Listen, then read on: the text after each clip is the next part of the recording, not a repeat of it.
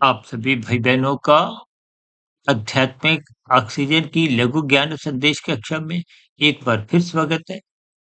आज की चर्चा एक सैलाब शब्द को लेकर करने जा रही है, क्योंकि मानसून की स्थितियां हैं भारत के कुछ ऐसे राज्यों में। देखिए, नदियों की स्थितियां उफान पे हैं, यानी कि उनमें सैलाब आ चुका है, जिसके फलस्वरूप वो नदियों का जल आसपास के गांवों में स्थितियों को बहुत ही एक हानिकारक, नुकसानदायक स्थितियों में आपके हमारा सामान को हो, जीवन को हो, वो बिगड़ता जा रहा है।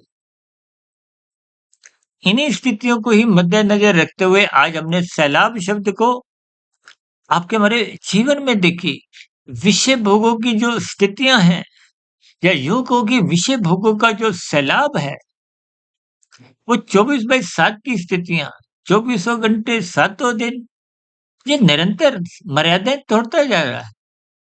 देखिए, नदी भी जब तक अपना एक मर्यादित स्थितियों में बहती है, तो एक साधारण मनुष्य का, गाँवों का, सबका कल्याण ही कल्याण होता है।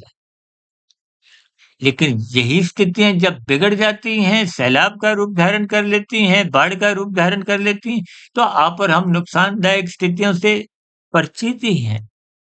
देखिए, मेरा नदियों का मात्र एक इशारा है, क्योंकि हमारे तो देखिए आध्यात्मिक ज्ञानात्मक चैनलों पर प्रतिदिन कहीं न कहीं स्थूल शरीर, सूक्ष्म शरीर, कारण शरीर को सुधारने की प्रक्रिया से संबंधित ही हम वीडियो बनाते हैं।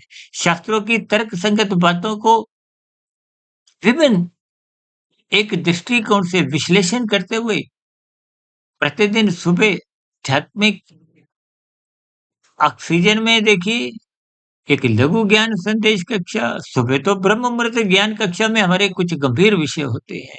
शाम की संध्या बेला ज्ञान कक्षा में जो सर्व कल्याण वृक्ष का एक चैनल है, उसमें आप भाई-बहनों के प्रश्नों को, या फिर एक साधारण संसारी स्थितियों में जैसे-जैसे कुछ मेरे संज्ञान में बात आती है, उसको हम प्रकृति के 3 गुणों से जोड़कर बात रखते हैं। यानी कि अपने भोग विषयों पर, क्योंकि बिगड़े हुए भोग विषय किस लिए हैं? ये आपका हमारा पतन करते हैं।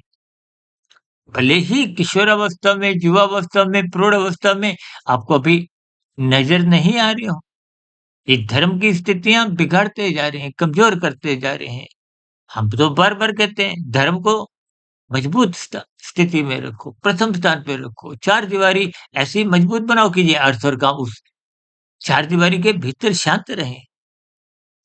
आज अशांत स्थितियाँ, चाहे वो नदी की हो, चाहे आपके हमारे भोगों की स्थितियाँ हों, इसलिए आज हमने वीडियो का नाम ही क्या रखा है, भोगों का सैलाब, यानी कि 24/7। इन स्थितियों पर आप चिंतन करें।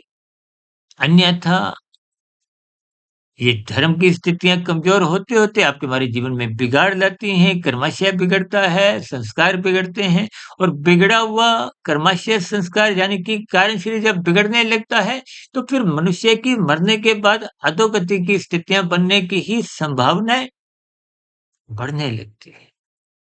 नीचे की 80 लाख प्रकार की योनियाँ देखिए, कोई हँसी-मज़ाक की स्थितियाँ नहीं।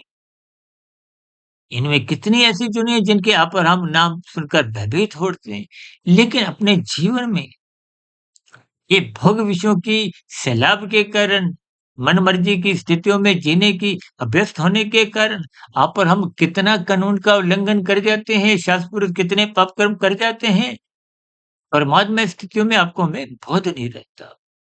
इन स्थितियों पर आप भी दृष्टि डालें, सत्संग करें, ब्रह्म मुहूर्त में उठें, इन सभी स्थितियों को ज्ञानपूर्वक समझें, ताकि आपका मेरा जो 5 भोग्य विषयों की स्थितियाँ हैं, वो बिगड़ने ना पाए।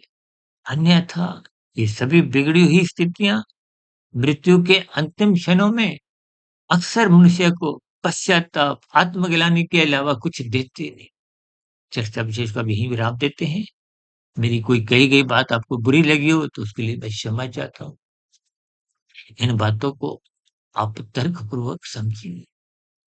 आपका हमारा जीवन निरंतर छोटा होता जा रहा है। लेकिन कर्मों की स्थितियाँ, संस्कारों की स्थितियाँ निरंतर बनती जाती हैं। कर्मों के आधार पर, कर्मफल सिद्धांत के आधार पर ही आपकी हमारी अगली जोनी का निर्धारण होता है। यदि शुभ संस्कार बनाते हुए कर्म योग, ज्ञान योग, भक्ति योग की स्थितियाँ बनाते हैं, तो निश्चित रूप से वो साधना आरंभ हो जाती है। अगला मनुष्य योनि भी सुनिश्चित बना रहता है।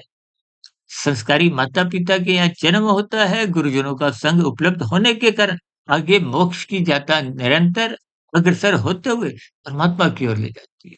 इन्हीं शुभकामनाओं के साथ आपकी भी ऐसी सात्विक शुभ स्थितियाँ बनें। इन्हीं शुभकामनाओं के साथ चर्चा विशेष को यहीं विराम देते हैं। आपके मन में कोई प्रश्न, सुझाव, कोई शिकायत की स्थितियाँ हों, तो नीचे कमेंट्स बॉक्स पर सदा ही स्वागत है। चर्चा विशेष को सुनने के लिए आप सभी भाई-बहनों का बहुत-बहुत धन्यवाद।